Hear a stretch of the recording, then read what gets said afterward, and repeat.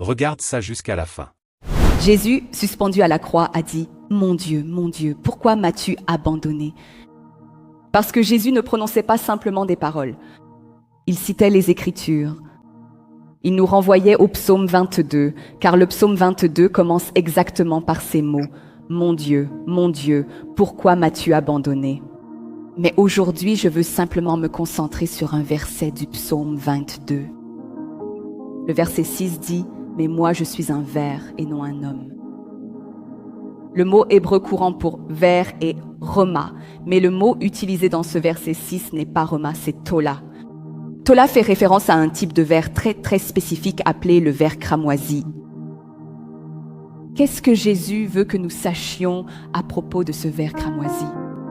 Mais je vais vous épargner les détails scientifiques et plutôt vous lire comment un ver cramoisi ne pond des œufs qu'une seule fois dans sa vie.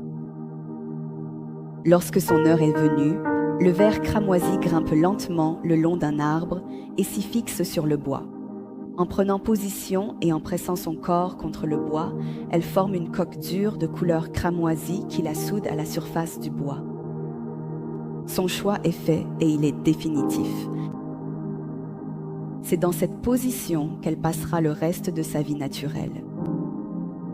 Et c'est là, sous son corps, sous cette coquille protectrice cramoisie si particulière, que ces petits viennent au monde.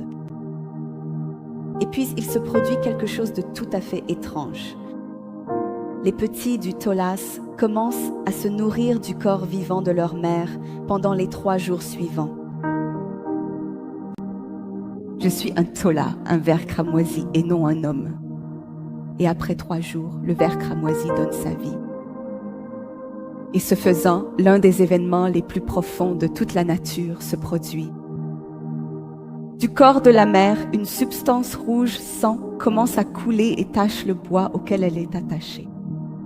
Le ver cramoisi n'a qu'un seul but en grimpant à cet arbre, le sacrifice.